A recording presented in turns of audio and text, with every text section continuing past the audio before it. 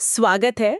अगर भारत को एक किताब माने तो बिहार उसका सबसे सुनहरा, सबसे दिलचस्प अध्याय है। बिल्कुल। आज हम उस दौर में उतर रहे हैं जब गंगा के मैदानों का एक छोटा सा हिस्सा सिर्फ भारत ही नहीं बल्कि दुनिया की राजनीति और विचारों का केंद्र बन गया था। हाँ। हमारे सामने प्राचीन बिहार पर एक लेक्चर के कुछ नोट्स हैं और हमारा मिशन है इन नोट्स की परतों को खोलकर ये समझना कि इस जमीन में ऐसा क्या खास था जिसने इसे भारत के पहले महान साम्राज्यों और दुनिया के पहले गणतंत्र की जन्मभूमि बना दिया। बिल्कुल, और ये कहानी मतलब आज की नहीं है।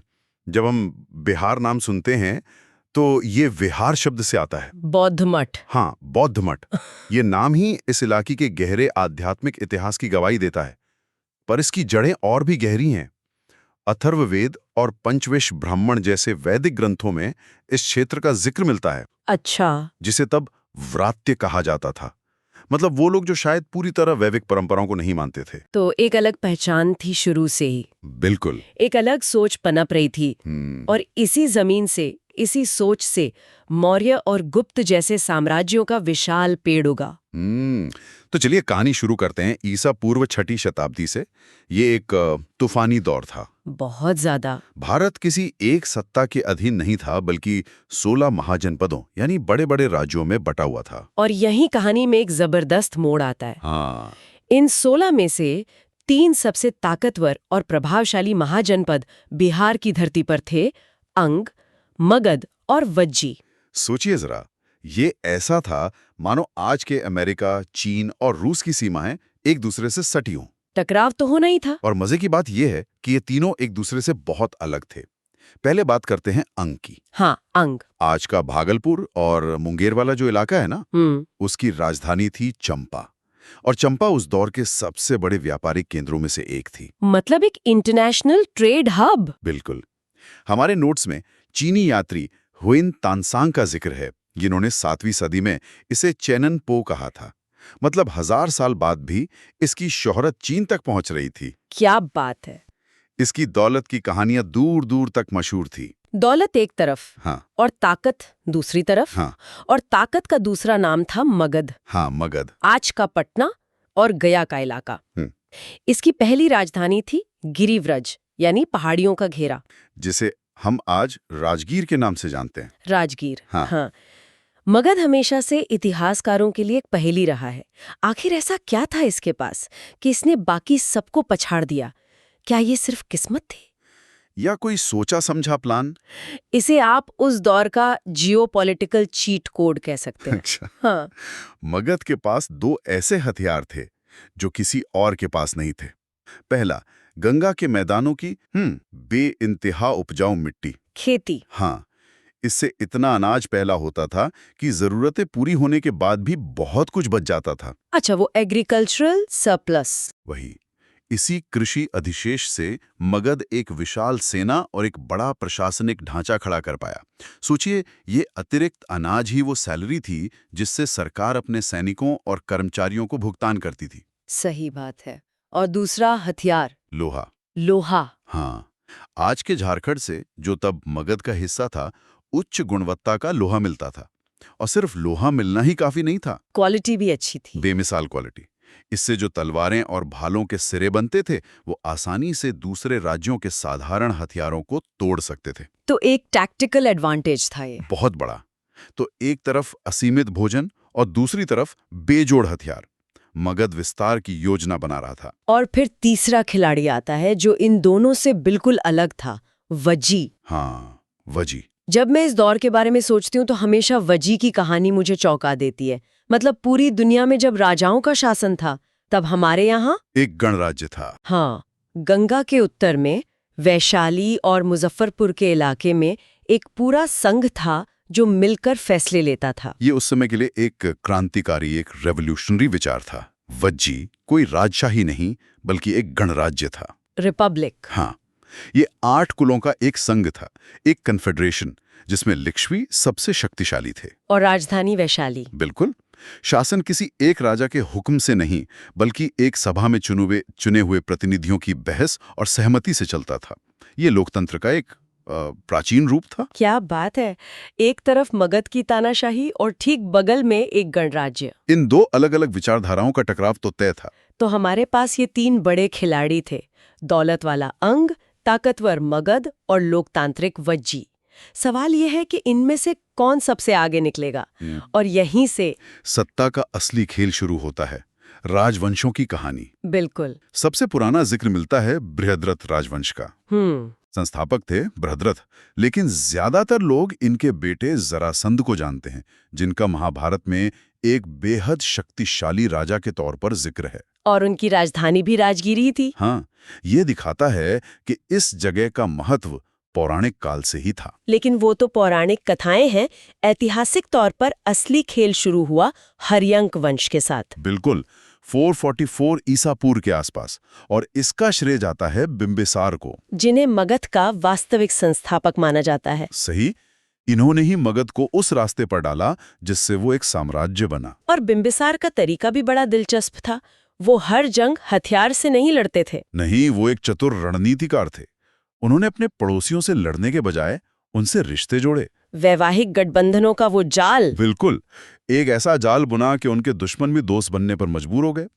उन्होंने कौशल की राजकुमारी से शादी की तो दहेज में काशी का अमीर प्रांत मिला। अच्छा। फिर उन्होंने वैशाली के लिच्छवी और पंजाब के मद्रकुल में भी विवाह किया। ये सिर्फ शादियां नहीं थी, ये रणनीतिक गठबंधन थे। हाँ, जिनसे मगध को राजनैतिक स्थिरता और शक्तिशाली सहयोगी मिले। लेकिन क्या इसे हम कूटनीति का शिखर माने या उस समय की एक आम प्रथा?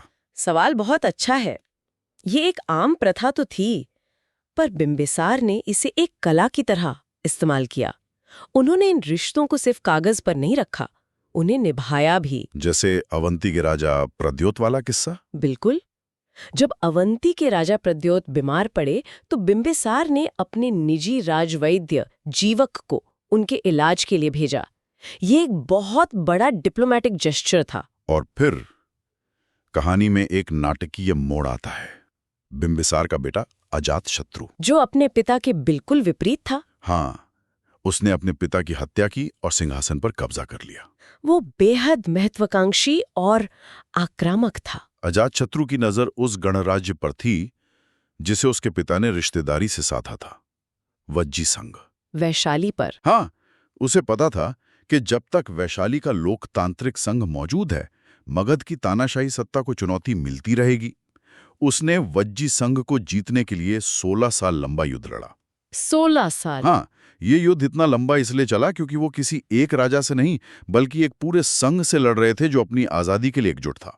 तो फिर जीता कैसे वो? आखिरकार अजातशत्रु ने अपने मंत्री वस्कार को भेजकर संघ में फूट डाली और फिर वैशाली पर कब्जा कर लिया। ये कितना विरोधाभासी है। एक तरफ अजातशत्रु एक गणराज्य को खत्म करने के लिए 16 साल तक युद्ध लड़ रहा है, और दूसरी तरफ बुद्ध के महापरिनिर्वाण के ठीक बाद वो उन्हीं के उपदेशों को संरक्षित करने के लिए राजगीर में पहली बौद्ध संगीति भी करवा रहा है। ये उस युग के शासकों के चरित्र को दिखाता है। उनके लिए सत्ता और धर्म दो अलग अलग चीजें थी। अच्छा। जिन्हें वो अपने हिसाब से इस्तेमाल करते थे। पहली बौद्ध संगीति एक ऐतिहासिक घटना थी। बुद्ध के बाद उनके उपदेश बिखर सकते थे। हाँ। अजातशत्रु के संरक्षण में उनके प्रमुख शिष्यों महाकश्यप, उपाली और आनंद ने मिलकर बुद्ध की शिक्षाओं को सुत्तपिटक और विनय पिटक में संकलित किया। तो एक तरफ राजनीतिक विस्तार के लिए हिंसा, और दूसरी तरफ वो अपनी प्रजा को ये भी दिखाना चाहता था कि वो धर्म का रक्षक है। शक्ति और वैधता का मिला-जुला खेल था ये। अजातशत्रु के बाद आए उनके बेटे उदयन, और इन्होंने एक ऐसा काम किया जिसने मगध का और भारत का नक्शा हमेशा के लिए बदल दिया। हाँ, उन्होंने मगध की राजधानी को राजगीर से हटाकर एक नई जगह बसाया, पाटलिपुत्र, आज की पटना। ये एक मास्टर स्ट्रोक था।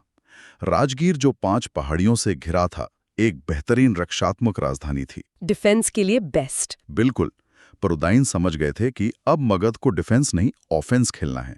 उन्होंने गंगा और सोन नदी के संगम पर पाटलिपुत्र की नींव रखी, एक जल दुर्ग की तरह। हाँ, 3 तरफ से नदियां सुरक्षित रखती थीं, लेकिन इससे भी ज्यादा जरूरी यह था कि यह भारत के मुख्य नदी मार्गों के केंद्र में था। मतलब ट्रेड और ट्रांसपोर्टेशन का हब। बिल्कुल, यहां से पूरे उत्तर भारत में व्यापार और सेना की आवाजाही को कंट्रोल किया जा सकता था। तो राजधानी का राजगीर से पाटलिपुत्र जाना सिर्फ एक शहर बदलना नहीं था, ये मगध के एक छोटे राज्य से एक अखिल भारतीय साम्राज्य बनने की कहानी है। एकदम सही। और इसी राजनीतिक उथल-पुथल, नए शहरों के बसने और पुरानी मान्यताओं के टूटने के बीच विचारों की दुनिया में भी एक क्रांति हो रही थी। सही कहा।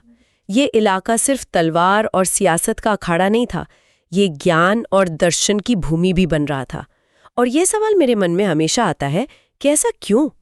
इसी जमीन पर ऐसा क्या था कि बौद्ध धर्म और जैन धर्म दोनों यहीं अपने शिखर पर पहुंचे? देखिए, इसका जवाब उसी सामाजिक बदलाव में छिपा है जिसके बारे में हम बात कर रहे हैं। साम्राज्यों के बनने से पुरानी कबीलाई समाज टूट रहे थे। व्यापार बढ़ने से एक नया वैश्य यानी व्यापारी वर्ग अमीर हो रहा था, जो ब्राह्मणों के पारंपरिक वर्चस्व को चुनौती दे रहा था। अच्छा। बिल्कुल। और उस खालीपन को भरा गौतम बुद्ध और भगवान महावीर ने। हाँ, इसी बिहार की धरती पर गया के पास उर्वेला गांव में एक पीपल के पेड़ के नीचे सिद्धार्थ गौतम को ज्ञान प्राप्त हुआ और वो बुद्ध कहलाएं। उन्होंने एक ऐसा रास्ता दिखाया जो यज्ञों की हिंसा और जटिल कर्मकांडों से मुक्त था। उनका मध्यम मार्ग आम लोगों को समझ में आ रहा था। और जैन धर्म की परंपरा तो बहुत पुरानी थी, लेकिन 24वें तीर्थंकर भगवान महावीर ने उसे एक नया रूप दिया। हाँ, उनका जन्म भी वज्जी संघ की राजधानी वैशाली के पास कुंड ग्राम में हुआ था और उन्हें निर्वाण नालंदा के पास पावापुरी में मिला। उन्होंने अहिंसा पर जो जोर दिया, वो उस दौर की हिंसा के खिलाफ एक बहुत बड़ी आवाज थी। तो आप देखिए, ये सब कुछ एक साथ हो रहा था। एक तरफ साम्राज्य बन रहे थे, दूसरी तरफ गणराज्य टूट रहे थे, और इन सब के बीच नए दार्शनिक और आध्यात्मिक विचार जन्म ले रहे थे। बिहार उस समय भारत का मेल्टिंग पॉट था। बिल्कुल, जहां राजनीति, अर्थव्यवस्था और दर्शन की धाराएं एक दूसरे से टकराकर एक नई शक्ल ले रही थीं। तो इन सभी स्रोतों से गुजरने के बाद हमने क्या सीखा? हमने सिर्फ ये नहीं देखा कि बिहार की भौगोलिक स्थिति, उपजाऊ भूमि और लोहे ने मगध को एक साम्राज्य बनाया। हाँ, बल्कि हमने ये भी समझा कि ये एक विनिंग कॉम्बिनेशन था, एक चीट कोड जो किसी और के पास नहीं था। सही कहा। हमने दुनिया के पहले गणराज्य वज्जी संघ की कहानी जानी और देखा कि कैसे हर्यंक वंश के राजाओं ने युद्ध, कूटनीति और पारिवारिक रिश्तों के जाल से सत्ता की बिसात पर अपनी चालें चलीं। और सबसे महत्वपूर्ण बात यह है कि ये भूमि सिर्फ राजनीति का ही नहीं, बल्कि बुद्ध और महावीर जैसे महान विचारकों के ज्ञान का भी केंद्र थी। ये दोनों बातें अलग अलग नहीं हैं, बल्कि एक ही सिक्के के दो पहलू हैं। बिल्कुल। राजनीतिक उथल-पुथल नहीं उन सवालों को जन्म दिया जिनके जवाब इन दार्शनिकों ने दिए।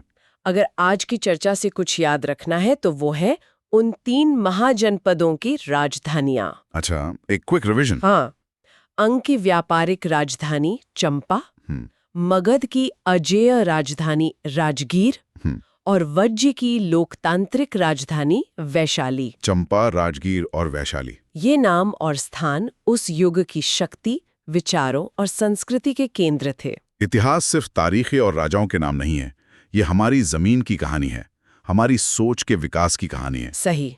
अगली बार हम उस व्यक्ति से मिलेंगे जिसने इस पूरी विरासत को एक सूत्र में पिरोकर भारत को एकजुट किया, चंद्रगुप्त मौर्य। तब तक के लिए हम ये सोचने वाला सवाल छोड़ जाते हैं कि इन प्राचीन गणराज्यों के आदर्शों और शक्तिशाली साम्राज्यों की क्रूर विरासत ने आज इस क्षेत्र की राजनीतिक और सांस्कृतिक पहचान को किस तरह से आकार दिया है।